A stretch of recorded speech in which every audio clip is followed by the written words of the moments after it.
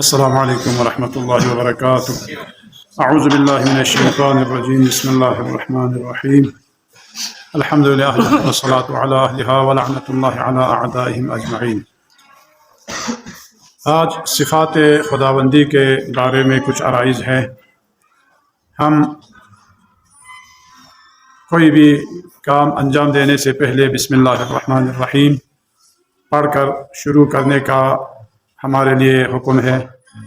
تو اس میں لفظ جلالہ ہے جو اللہ ہے، اور اس کے بعد آپ کی صفات رحمان و رحیم ہے۔ تو فرماتے ہیں کہ یہ اللہ لفظ جلالہ کس چیز سے مشتق ہے؟ یہ الہ یا الوہیت یا والہہ ولہہ یا الہہ سے یہ مشتق ہے۔ تو یہ صرف اور صرف خدا تبارک و تعالیٰ کی ذات کے علاوہ کسی اور کے لیے یہ نام نہیں رکھا جا سکتا، اور یہ اسم اعظم ہے۔ فرماتے ہیں کہ کوئی بھی نام خدا کے باقی نام ہے، رحمان ہے، رحیم ہے، جیسے عبد الرحمن، عبد الرحیم یا عبداللہ، اس طرح جو ہے نام رکھا جاتا ہے، لیکن خود یہ لفظ جلالہ جو ہے یہ ذات پروردگار کے علاوہ کسی اور کے لیے نام رکھنا صحیح نہیں ہے۔ اور اس میں فرماتے ہیں کہ تمام صفات خداوندی اسی لفظ جلالہ، لفظ اللہ میں جو ہے، کلمہ اللہ میں داخل ہے۔ تو باقی صفات جو ہے وہ خدا کی کچھ صفات کے کچھ حصوں پر دلالت کرتے ہیں۔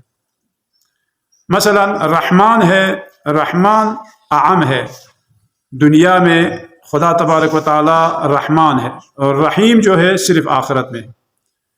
رحمان والی صفت جس میں مومن ہو، کافر ہو، سب شامل ہے۔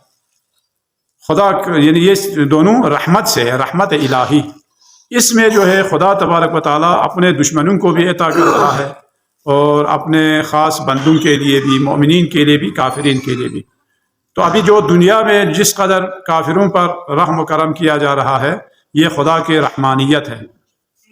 خدا رحمان ہے، اس وجہ سے وہ اس میں خواہ اپنا دشمن ہی کیوں نہ ہو، ان کے لیے بھی خدا تبارک و تعالیٰ عطا کرتا ہے۔ لیکن آخرت میں رحیم جو ہے، رحیم والی صفت، وہ مخصوص ہے مومنین سے، اس میں پھر کافروں کے لیے وہ رحمت نہیں ہے۔ اس لیے ان کے لیے دنیا میں جو کچھ دینا ہے ان کے لیے دنیا میں ہی دے گا، لیکن آخرت میں ان کے لیے کچھ نہیں ہے۔ تو بعض دفعہ اشکال کرتے ہیں کہ یہ لوگ اچھے جو کام کرتے ہیں، یا NGOs، ابھی آپ اور ہم ان چیزوں سے واقف ہیں، کتنے یہ لوگ فلاحی کام انجام دیتے ہیں، اسکول بناتے ہیں، ہسپتال بناتے ہیں غریب غربا کے لیے، لیکن اللہ پر ان کا عقیدہ نہیں۔ مثلا ہندو ہے، کافر ہے، لیکن پھر بھی جو ہے یہ نیک اعمال جو انجام دیتے ہیں، تو اس کا کوئی ان کو ثواب ملے گا یا نہیں ملے گا؟ کہتے ہیں کہ ان کے لیے کوئی ثواب نہیں ہے۔ کیوں ثواب نہیں ہے؟ اس لیے کہ ان کا عقیدہ ہی نہیں۔ تو باقی جو وہ لوگ اس دنیاوی جو یعنی نام نمود کے لیے یا شہرت کے لیے جو کچھ خرچ کرتے ہیں، ٹھیک ہے، دنیا میں شہرت بھی حاصل ہو رہی ہے، دنیا میں غریب غربا اس سے استفادہ بھی کرتے ہیں۔ مثلا کسی نے ہسپتال بنایا تو کیا اسے غریب لوگ، جو نادار لوگ، اس سے استفادہ کرتے ہیں؟ تو ان کے لیے کیا کوئی قیامت کے دن ان کا کوئی فائدہ ہوگا یا نہیں ہوگا؟ کہتے ہیں کہ فائدہ پہنچنے کے لیے عقیدہ بھی شرط ہے، عقیدہ کا بھی صحیح ہونا شرط ہے۔ اس لیے کہتے ہیں کہ یہ فلسفہ والے حسن فاعلی اور حسن فعلی دونوں شرط ہیں۔ ثواب قیامت کے دن ثواب ملنے کے لیے حسن فاعلی سے مراد یعنی وہ جو فعل انجام دینے والا وہ بھی نیک ہو، اور حسن فعلی یعنی وہ عمل بھی نیک ہو، اس صورت میں جو ہے قیامت کے دن اس کو اجر ملے گا۔ لیکن ان کا یہ ہے کہ حسن فعلی تو ہے، ان کا عمل تو ٹھیک ہے، لیکن حسن فاعلی نہیں ہے۔ حسن فاعلی نہیں ہے تو ان کو جو ہے نا کوئی فائدہ نہیں ہوگا۔ تو یہ یعنی صفت رحیم جو ہے صرف مومنین سے ہے، جو اللہ پر ایمان رکھتے ہیں اور جو قیامت پر ایمان رکھتے ہیں، اور انہی چیزوں کے لیے جو ہے وہ آمادہ رہتے ہیں، صرف ان کے لیے۔ باقی رحمان والی صفت میں تمام کیا نام ہے، مومن کافر سب شامل ہیں۔ تو یہ جو ایک صفت ہے کہ خدا تبارک و تعالی یعنی میں جو صفات ہے، کیا وہ بھی اسی طرح ہے جس طرح انسانوں میں صفات پائے جاتے ہیں؟ نہیں، اس سے مراد یہ نہیں۔ آپ اور ہم یہ ہے کہ جو ممکن الوجود جسے ہم کہا جاتا ہے، خدا تبارک و تعالیٰ کے علاوہ باقی تمام موجودات جو ہے وہ ممکن الوجود ہے، ان کے لیے صفات جو ہے وہ صفت ایک الگ شے ہے اور وہ جو موصوف الگ شے ہے۔ ابھی اگر آپ میں کوئی اخلاق والی اگر صفت آ جائے تو آپ کو کہتے ہیں کہ یہ حسن اخلاق والا، ہماری ذات اور ہماری صفت الگ الگ ہے، لیکن خدا تبارک و تعالیٰ کی ذات اور صفات جو ہے ان کو ہم الگ نہیں سمجھا جاتا، الگ نہیں سمجھ سکتے، بلکہ ان کی صفات عین ذات ہے اور ذات عین صفات ہے۔ عام طور پر یہ چیزیں ہماری سمجھ میں آنے والے نہیں ہیں۔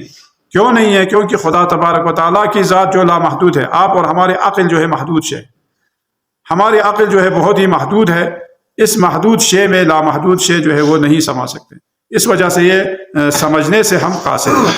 تو ایک صفت جو ہے وہ خدا کا سریع الحساب ہے، سریع الحساب، بہت جلد حساب لینے والا۔ اس سے کیا مراد ہے؟ تو شاید اس بارے میں کہتے ہیں کہ اگر بعض لوگوں نے یہ کہا ہو کہ بھئی قرآن مجید کب حساب لے گا، جو کافر لوگ کہتے ہیں کہ یہ پتہ نہیں ابھی آخرت میں، کہتے ہیں کہ تمام مخلوقات کا جو ہے حساب کتاب ایک سیکنڈ کے اندر جو ہے خدا تبارک و تعالیٰ لے سکتا ہے۔ یہ سریع الحساب، یا خدا خوشنودی خدا اور غضب خدا یہ کیا ہماری طرح ہے؟